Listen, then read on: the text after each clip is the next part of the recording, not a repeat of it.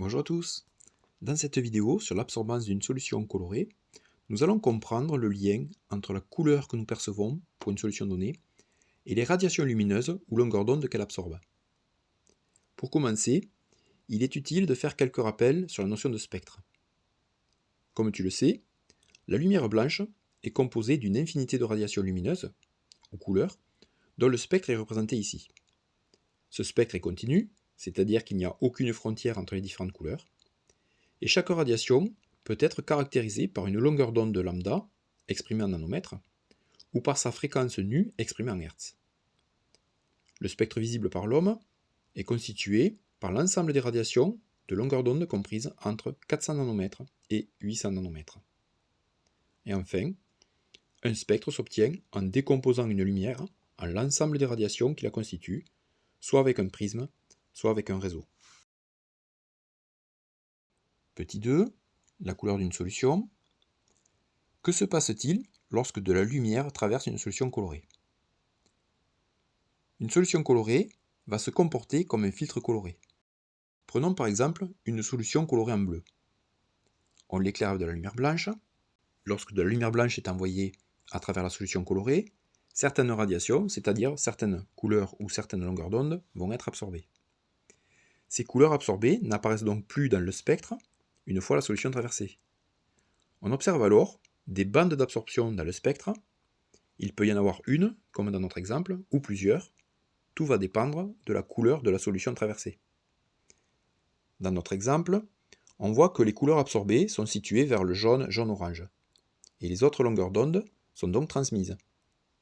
Et la couleur perçue résulte de l'addition de toutes les longueurs d'onde non absorbées.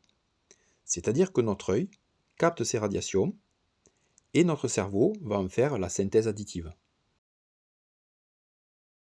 La solution bleue apparaît ainsi car le jaune et l'orange ont été absorbés et les autres couleurs transmises. La couleur perçue est donc toujours la couleur complémentaire de la couleur absorbée. Alors pour rappel, deux couleurs sont dites complémentaires si leur superposition donne du blanc. Par conséquent, puisque la couleur de la solution est bleue et la couleur absorbée est le jaune, bien que les longueurs d'onde des radiations absorbées s'étalent sur une bande qui déborde aussi sur le vert et sur le rouge, or en synthèse additive, vert plus rouge égale jaune, donc ces deux couleurs, bleu et jaune, sont complémentaires. Du coup, comment fait-on pour déterminer deux couleurs complémentaires? Nous utilisons le cercle chromatique. Sur ce cercle, les couleurs complémentaires sont diamétralement opposées. On voit bien que bleu et jaune sont opposés, donc complémentaires. De même, le vert et le violet sont complémentaires, et le rouge et le bleu clair, ou cyan, sont elles aussi complémentaires, etc. Donc, puisque certaines longueurs d'onde sont absorbées, on peut définir l'absorbance d'une solution. L'absorbance, A de lambda, d'une solution colorée est une grandeur positive sans unité. Elle est liée à l'intensité de la lumière, de longueur d'onde lambda donnée, absorbée par une espèce en solution. Si A égale 0, cela signifie, logiquement, que la radiation ou la longueur d'onde n'est pas absorbée. Et l'absorbance est d'autant plus grande que la radiation est absorbée par la solution. Ainsi, chaque solution colorée absorbe certaines longueurs d'onde avec plus ou moins d'intensité. Et afin de connaître précisément les longueurs d'onde absorbées et avec quelle intensité, nous traçons le spectre d'absorption de la solution colorée. Ce spectre d'absorption est la représentation graphique qui montre l'absorbance grand A de la solution en fonction de la longueur d'onde lambda de la lumière qui la traverse. Voici le spectre d'absorption de la solution bleue. Analysons-le. La solution bleue n'absorbe pas les radiations bleues, ce qui est logique. Donc, l'absorbance est proche de 0 pour les longueurs d'onde comprises entre 450 nanomètres et 520 nanomètres. En revanche, puisque les radiations proches du jaune sont fortement absorbées, grand A est élevé pour ces longueurs d'onde. On observe un pic d'absorption pour les longueurs d'onde proches du jaune, ce qui correspond exactement à la bande d'absorption dans le spectre. Pour finir, je te propose un exercice d'application. Une solution colorée a le spectre d'absorption ci-dessous. Quelle est sa couleur?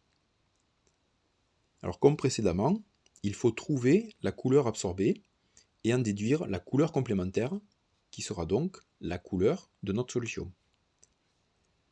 La plage de couleur absorbée s'étend du bleu à l'orange, avec les deux pics centrés sur le vert, là où l'absorbance est la plus élevée. Donc, si la couleur absorbée est le vert, nous devons chercher la couleur complémentaire du vert. Nous utilisons le cercle chromatique et nous voyons que la couleur opposée au vert est le violet, donc on peut en déduire que la solution doit avoir une couleur proche du violet.